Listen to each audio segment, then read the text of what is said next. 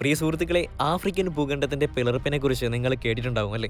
പക്ഷേ അതിന്റെ സ്ഥാനത്ത് ഒരു സമുദ്രം രൂപപ്പെടാൻ പോകുന്നു എന്നുള്ള കാര്യം നിങ്ങൾക്കറിയാമോ? കേൾക്കുമ്പോൾ അതൊരു സയൻസ് ഫിക്ഷൻ സിനിമ കഥ പോലുണ്ടല്ലേ? എന്നാൽ ഇത് സംഭവിക്കാൻ പോകുന്ന ഒരു യഥാർത്ഥ പ്രക്രിയയാണ്. ജിയോളജിസ്റ്റ് ഇതിനെക്കുറിച്ച് ഒരു വിശദമായ റിപ്പോർട്ടും നൽകിയിട്ടുണ്ട്. ആഫ്രിക്കൻ ഭൂഖണ്ഡം രണ്ടായി പിളർന്നതോടെ അവിടെ ഒരു സമുദ്രം സൃഷ്ടിക്കപ്പെടുമെന്ന് ജിയോളജിസ്റ്റ് സ്ഥിരീകരിച്ചു. 2005-ൽ എത്തോപ്യൻ മരുഭൂമികളിൽ 35 മൈൽസ് നീളമുള്ള വിള്ളൽ പ്രത്യക്ഷപ്പെട്ടിരുന്നു. ഇതൊരു പുതിയ കടൽ രൂപം കൊള്ളുന്നതിന്റെ തുടക്കമാണെന്നാണ് കണ്ടെത്തൽ. ഇവിടെ ഒരു വലിയ കടൽ രൂപം കൊണ്ടാൽ എന്തുണ്ടാകും, ഇത് ഉടൻ സംഭവിക്കൂ തുടങ്ങിയ കാര്യങ്ങളൊക്കെയാണ് ഈ വീഡിയോയിൽ പറയുന്നത്. വീഡിയോ പൂർണ്ണമായിട്ട് കാണുക, എങ്കിൽ മാത്രമേ നിങ്ങൾക്ക് ഇതിനെക്കുറിച്ചുള്ള മുഴുവൻ വസ്തുതകളും അറിയാൻ കഴിയൂ. ഫാക്ട്സ് എക്സ്പ്രസ് മലയാളം ചാനലിലേക്ക് എല്ലാവരെയും സ്വാഗതം ചെയ്യുന്നു. നിങ്ങൾക്ക് ഈ വീഡിയോ ഇഷ്ടപ്പെട്ടെങ്കിൽ ലൈക്ക് ചെയ്യണം. നിങ്ങൾ ചാനൽ ഇതുവരെ സബ്സ്ക്രൈബ് ചെയ്യാത്ത ആളാണെങ്കിൽ സബ്സ്ക്രൈബ് ചെയ്യുന്ന കാര്യം കൂടി പരിഗണിക്കാം. അപ്പോൾ നമുക്ക് ഇന്നത്തെ വിഷയത്തിലേക്ക് വിശദമായിട്ട് വരാം. നിങ്ങൾ പാൻജിയ എന്ന് കേട്ടിട്ടുണ്ടോ? ദശലക്ഷക്കണക്കിന് വർഷങ്ങൾക്ക് മുമ്പ് ലോകത്തിലെ എല്ലാ ഭൂഖണ്ഡങ്ങളും ഒരുമിച്ച് ഒരൊറ്റ ഭൂഖണ്ഡമായിട്ടാണ് നിലനിന്നിരുന്നത്. ഇതിനെ സൂപ്പർ കോണ്ടിനെന്റ് എന്നാണ് വിളിച്ചിരുന്നത്. ആ സൂപ്പർ ഭൂഖണ്ഡത്തെ വിവരിക്കാൻ ഉപയോഗിക്കുന്ന പദമാണ് പാൻജിയ.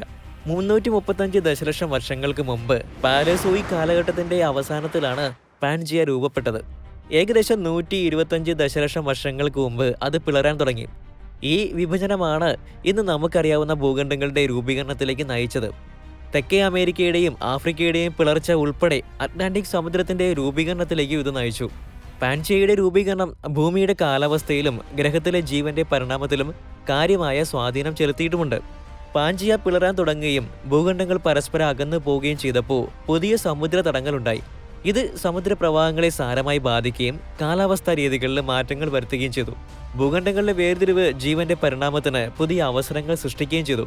പാൻജിയയുടെ വിഘടനം ആധുനിക ഭൂഖണ്ഡങ്ങളുടെയും ഇന്ന് നമ്മൾ കാണുന്ന വൈവിധ്യമാർന്ന ഇക്കോസിസ്റ്റത്തിന്റെയും വികാസത്തിലേക്ക് നയിക്കുകയും ചെയ്തു.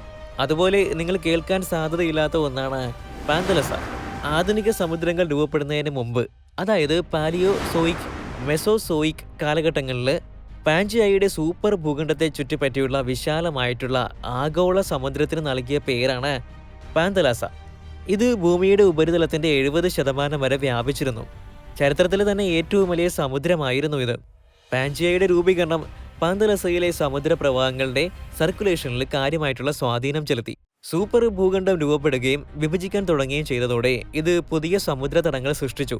കൂടാതെ സമുദ്ര പ്രവാഹങ്ങളുടെ ഒഴുക്ക് മാറ്റുകയും ചെയ്തു. സമുദ്ര പ്രവാഹങ്ങളിലെ ഈ മാറ്റങ്ങൾ ആഗോള കാലാവസ്ഥാ രീതികളിലും സമുദ്രജീവികളുടെ വിതരണത്തിലും കാര്യമായിട്ടുള്ള സ്വാധീനം ചെലുത്തി. ഭൂമിക്കടിയിൽ നമുക്കറിയാത്ത ഒരുപാട് മാറ്റങ്ങൾ സംഭവിച്ചുകൊണ്ടിരിക്കുകയാണ്. 2005-ൽ എത്തോപ്യയിൽ ഒരു വിള്ളൽ രൂപപ്പെട്ടിരുന്നു. 8 കിലോമീറ്ററോളം നീളമുള്ള ഒരു വിള്ളലിലാണ് അത് ആരംഭിച്ചത്. എന്നാൽ വെറും 10 ദിവസം കൊണ്ട് ഇത് 16 കിലോമീറ്റർ വരെ ഇൻക്രീസ് ചെയ്തിരുന്നു. അതായത് ഇതിന്റെ സൈസ് ദിനംപ്രതി വലുതായിക്കൊണ്ടിരുന്നു. ഭൂമിയിലുള്ള എല്ലാവർക്കും ഒരു മുന്നറിയിപ്പ് പോലെയായിരുന്നു ഇത്. നിങ്ങളിപ്പോൾ ചിന്തിക്കുന്നുണ്ടാവും, നമ്മൾ എന്തുകൊണ്ടാണ് ഇതൊരു മുന്നറിയിപ്പായിട്ട് കാണേണ്ടതെന്ന്.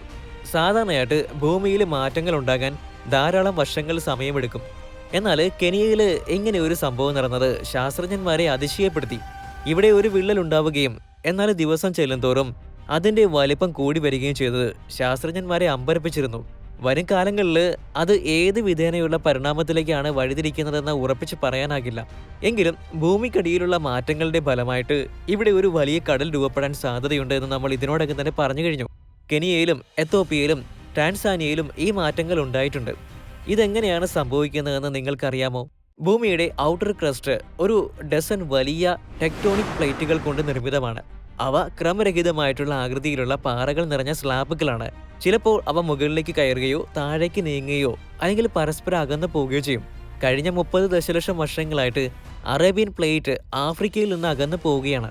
കിഴക്കൻ ആഫ്രിക്കയുടെ താഴെയുള്ള ആവരണത്തിൽ നിന്ന് ഉയർന്നു വരുന്ന അതിസൂക്ഷ്മമായിട്ടുള്ള പാറകളുടെ ഒരു വലിയ പ്ലൂം ഈ പ്രദേശത്തിന്റെ വിള്ളലിന് കാരണമാകുന്നു എന്നാണ് ചിലർ കരുതുന്നത്. GPS ഉപകരണങ്ങൾ വന്നതോടുകൂടി വർഷം തോറുമുള്ള ചലനനിരക്ക് അളക്കാൻ സാധിച്ചു. GPS-ൽ കൂടുതൽ അളവുകൾ ലഭിക്കുമ്പോൾ എന്താണ് സംഭവിക്കുന്നതെന്ന് ശാസ്ത്രജ്ഞന്മാർക്ക് മനസ്സിലാക്കാൻ കഴിയും. നമുക്കറിയാം, ലോകത്തിലെ രണ്ടാമത്തെ ഏറ്റവും വലിയ ഭൂഖണ്ഡമാണ് ആഫ്രിക്ക എന്ന്. ആഫ്രിക്കൻ ഭൂഖണ്ഡത്തിന്റെ ഭൂരിഭാഗവും പടിഞ്ഞാറും തെക്കും ചേർന്നുള്ള സമുദ്രത്തിന്റെ പുറന്തോട് ഉൾപ്പെടുന്ന ഒരു പ്രധാന ടെക്ടോണിക് ഫലകമാണ് ആഫ്രിക്കൻ പ്ലേറ്റ്. ഇത് വടക്കേ അമേരിക്കൻ പ്ലേറ്റും പടിഞ്ഞാറ് തെക്കേ അമേരിക്കൻ പ്ലേറ്റും ചേർന്നതാണ്. ആഫ്രിക്കൻ പ്ലേറ്റ് കൂട്ടിയിടിക്കുന്നതിന്റെ ഫലമായിട്ടാണ് അറ്റ്ലസ് പർവ്വതനിരകളും എതോപ്യൻ ഹൈലാൻഡ് തുടങ്ങിയ പർവ്വതനിരകളും രൂപപ്പെട്ടത്.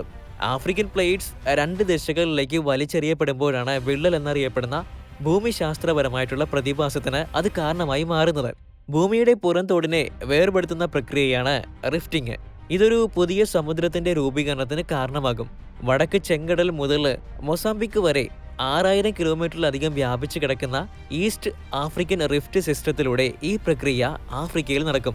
ആഫ്രിക്കൻ പ്ലേറ്റ് സംവിധാനം പിളരുന്നത് കൊണ്ട് രൂപം കൊണ്ട വിള്ളല്, താഴ്വരകൾ, തടാകങ്ങൾ, അഗ്നിപർവ്വതങ്ങൾ എന്നിവയുടെ ഒരു ശൃംഖലയാണ് ഈസ്റ്റ് ആഫ്രിക്കൻ റിഫ്റ്റ് സിസ്റ്റം. ഇനി നമുക്ക് ഈ വിഭജന പ്രക്രിയയെക്കുറിച്ച് മനസ്സിലാക്കാം. ഏകദേശം 30 വർഷങ്ങൾക്ക് മുമ്പാണ് ഈ വിഭജന പ്രക്രിയ ആരംഭിച്ചത്. അപ്പോൾ ആഫ്രിക്കൻ പ്ലേറ്റ് സ്ട്രെച്ച് ആകാനും തിന്നാകാനും തുടങ്ങി. അത് ഭൂമിയുടെ പുറന്തോടിൽ ഒരു ബലഹീനത ഉണ്ടാക്കി. ഇത് മാഗ്മയെ ഉപരിതലത്തിലേക്ക് ഉയർത്താൻ അനുവദിച്ചു. ഈ മാഗ്മ വിള്ളൽ താഴ്വരയിൽ കിളിമഞ്ചാരോ പർവ്വതവും നൈരാഗോങ്കോ പർവ്വതവും പോലെയുള്ള അഗ്നിപർവ്വതങ്ങളുടെ ഒരു കൂട്ടം തന്നെ ഉണ്ടാകാൻ കാരണമായി തീർന്നത്.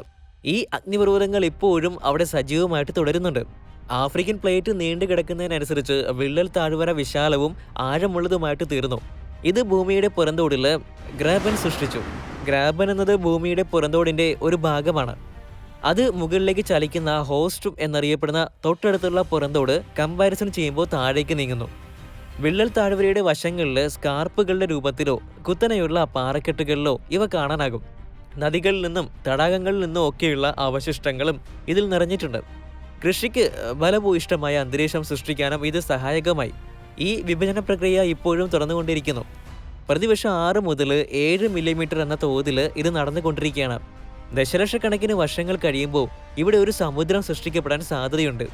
ഇവിടെ എങ്ങനെയാണ് ഒരു പുതിയ സമുദ്രം സൃഷ്ടിക്കപ്പെടുന്നത് എന്നതിനെക്കുറിച്ച് നമുക്ക് മനസ്സിലാക്കാം. പുതിയതായിട്ട് ഒരു സമുദ്രം സൃഷ്ടിക്കപ്പെടുന്നത് ഭൂമിയുടെ ചരിത്രത്തിൽ തന്നെ വളരെ കുറച്ച് തവണ മാത്രം സംഭവിച്ചിട്ടുള്ള അപൂർവമായിട്ടുള്ള കാര്യമാണ്. ഏകദേശം 150 ദശലക്ഷം വർഷങ്ങൾക്ക് മുമ്പ് തെക്കേ അമേരിക്കയുടെയും ആഫ്രിക്കയുടെയും വേർപിരിയലിന്റെ ഫലമായിട്ട് അറ്റ്ലാന്റിക് സമുദ്രം രൂപം കൊണ്ടു.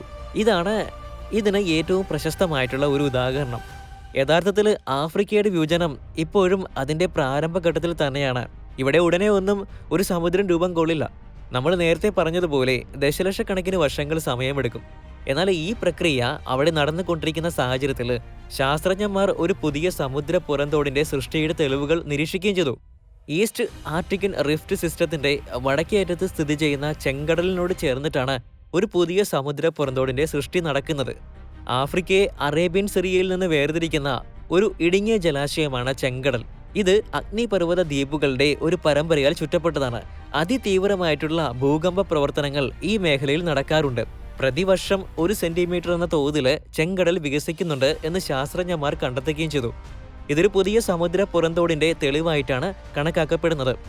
ഒരു പുതിയ സമുദ്രം സൃഷ്ടിക്കപ്പെടുമ്പോൾ അത് ലോകത്തിന് എന്തൊക്കെ തരത്തിലുള്ള പ്രത്യാഘാതങ്ങളാണ് ഉണ്ടാക്കുന്നതെന്ന കാര്യങ്ങളും ശാസ്ത്രജ്ഞന്മാർ പഠിച്ചുകൊണ്ടിരിക്കുകയാണ്. ചില സൂചനകളെക്കുറിച്ച് നമുക്ക് മനസ്സിലാക്കാം.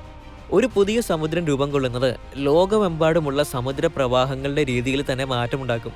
കൂടാതെ മഴയുടെ വിതരണത്തിലും താപനിലയിലും എല്ലാം കാര്യമായിട്ടുള്ള സ്വാധീനം ചെലുത്തും. ലോകമെമ്പാടും താപം വിതരണം ചെയ്യുന്നതിന് സമുദ്രപ്രവാഹങ്ങളാണ് സഹായിക്കുന്നത്. അതുകൊണ്ട് തന്നെ ഈ പ്രവാഹങ്ങളിലെ ഏതെങ്കിലും തരത്തിലുള്ള മാറ്റങ്ങൾ പോലും കാലാവസ്ഥയെ കാര്യമായ രീതിയിൽ സ്വാധീനിക്കും. കൂടാതെ ഒരു പുതിയ സമുദ്രം രൂപം കൊള്ളുമ്പോൾ അത് സമുദ്ര ജീവിതത്തെയും കാര്യമായിട്ട് സ്വാധീനിക്കും. സമുദ്രജീവികൾക്ക് പുതിയ ആവാസ വസ്തുക്കൾ സൃഷ്ടിക്കപ്പെടും. ഇങ്ങനെയൊരു സാഹചര്യം ഉണ്ടാകുമ്പോൾ നിലവിലുള്ള സമുദ്രജീവികൾ പുതിയ പാരിസ്ഥിതിക സാഹചര്യങ്ങളുമായി പൊരുത്തപ്പെടേണ്ടതുണ്ട്.